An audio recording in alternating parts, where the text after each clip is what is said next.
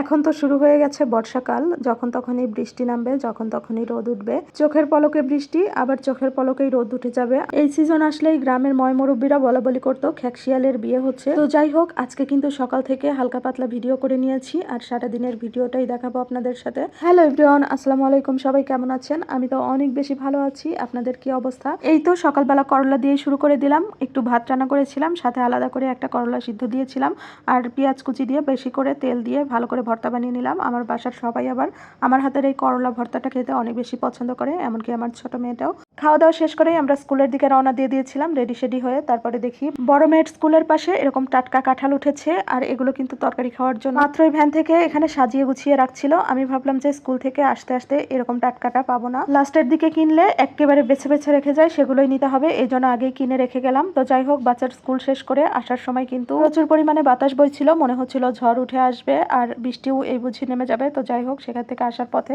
আরো কিছু বাজার করে নিয়ে আসলাম আর আসার পথে কাঁঠালটাও কিন্তু নিয়ে এসেছি মনে করে। আর এসেই আমি বারান্দাতে ঢুকেছি, যেহেতু অনেক পরিমাণ বাতাস ছিল। দেখতে গিয়েছিলাম আমার গাছগুলো ঠিক আছে নাকি। বেলি গাছটা আগে খেয়াল করেছিলাম, কারণ আমার অনেক পছন্দ বেলি ফুল। তো যাই হোক, এখানে কিন্তু কাঁচামরিচ, ঢেঁড়স, চিকন চিকন কলমি শাক, এগুলো নাকি দেশি কলমি শাক, সাথে ডাটা একাটি আর কাঁঠালটা নিয়ে এসেছি, আর সাথে শশা আর লাউ কিনে নিয়ে এসেছি। এগুলো দিয়ে কয়েকদিন চলে যাবে। তো যাই হোক, এর ভিতরে কিন্তু বৃষ্টি চলে এসেছে বাহির থেকে, আমি দেখছিলাম। আর এখানে ছোট ছোট বোম্বাই মরিচের চারা বের হয়েছে মাশাআল্লাহ। কয়েকদিন আগে বোম্বাই মরিচ কিনেছিলাম, সেখান থেকেই একটা বোম্বাই মরিচ পেকে গিয়েছিল, সেগুলোর বীজ বের করে এভাবে মাটির নিচে ছড়িয়ে দিয়েছিলাম। সেখান থেকেই আলহামদুলিল্লাহ এত সুন্দর চারাগুলো বের হয়েছে। বারান্দা থেকে আসার পরে কিন্তু এখানে রান্না বসিয়ে দিয়েছিলাম, যেহেতু দুপুরের আগ মুহূর্তেই রান্না কমপ্লিট করতে হবে। আর এখানে কিন্তু পেঁয়াজ, কাঁচামরিচ আর যা যা তরকারি লাগে রান্না করে নিব, সেগুলোই কেটে কুটে রেখে গিয়েছিলাম, যেহেতু সকালবেলা ঘুম থেকে উঠে একটুখানি সময় হাতে পাওয়া যায়। প্রথমে পেঁয়াজ কাঁচামরিচ তেলে লাল করে ভেজে নিয়ে আস্ত জিরা ফোড়ন দিয়ে মশলাগুলো দিয়ে একে একে ভালো করে কষিয়ে নিয়েছি। তারপরে কেটে ধুয়ে রাখা মূলাগুলো দিয়ে ভালো করে কষিয়ে নিচ্ছি ঢাকনা দিয়ে ঢেকে। প্রথমে কিন্তু মূলাগুলো আমি পানি ছাড়াই কষিয়ে নিয়েছি মশলার ভিতরে, আর এভাবে কষালে কিন্তু বেশি একটু মজা হয়। তারপরে অল্প একটু পানি দিয়ে আবার একটু কষিয়ে নিয়েছিলাম, সেই পানিটুকুই শুকিয়ে গেছে একবারে। আবার নাড়াচাড়া করে দিয়ে মাখানো মাছগুলো দিয়ে দিচ্ছি। আর কয়েকদিন আগে এই রুই মাছটা কিনে এনেছিলাম, আর যে যে মশলাগুলো সবজি কষানোর ভিতরে দিয়েছি এই সেম মশলাগুলো দিয়েই মাছগুলো ম্যারিনেট করে রেখে দিয়েছিলাম একটু তেল দিয়ে। তো যাই হোক, সেই মাছগুলো দিয়ে ঝোলের পানিতে ঢাকনা দিয়ে ঢেকে দিয়ে আসলাম। আস্তে আস্তে রান্না হতে থাক। আর এদিক থেকে আমি দুইটা বেডশিট নিয়ে এসেছিলাম। এই বেডশিটগুলো অনেক বেশি ভাইরাল আর আমার কাছে অনেক পছন্দ হয়েছে। কাপড়টাও 100% কটন, হাতে দিলেই বোঝা যাচ্ছিল কতটা আরামদায়ক আর কতটা নরম। তো যাই হোক, এই সাদাটা কিন্তু নিয়েছি মাঝে মাঝে পারার জন্য, যেহেতু আমার বাসায় বাচ্চা কাচ্চারা আছে, এই কারণে কিন্তু সাদার জিনিস সবসময় পেরে রাখা যায় না। তো মাঝে মাঝে শখ করে বিছানোর জন্য এই সাদা বেডশিটগুলো আমার অনেক বেশি ভালো লাগে।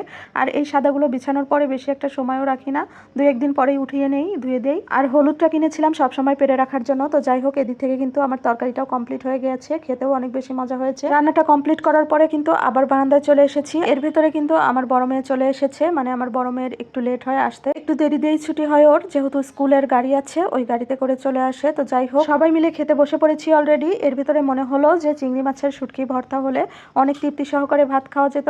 তো যাই হোক, এক তরকারি ভেবেছিলাম আজকে রান্না করব, তা আর হলো না। 10 মিনিটের ভিতরে চিংড়ি মাছের শুটকিগুলো ভর্তা বানিয়ে নিয়ে এসে অনেক মজা সহকারে খেয়ে নিয়েছি সবাই মিলে। এর মাঝে কিন্তু আবার জোরে বৃষ্টি নেমে পড়েছে। খাঁচায় 3টা কবুতর আছে, সেই কবুতরগুলোকে ভালো করে ঢেকে দিলাম। তারপরে কিন্তু দেখি এই পরিমাণে বৃষ্টি নেমেছে আর প্রচুর পরিমাণে বাতাস হচ্ছিল সাথে, আর মেঘ ডাকছিল। তো যাই হোক, এখানে আমার গোলাপ গাছগুলো অনেক বেশি হেলে দুলে যাচ্ছিল, আর দেখে তো বুঝতেই পাচ্ছেন কি পরিমাণে বাতাস আর বৃষ্টি। তো ভিডিওটি কেমন লাগলো অবশ্যই কিন্তু কমেন্ট করে জানাবেন। তো দেখা হবে অন্য কোনো এক ভিডিওতে। আজকে এ পর্যন্তই, আল্লাহ হাফেজ।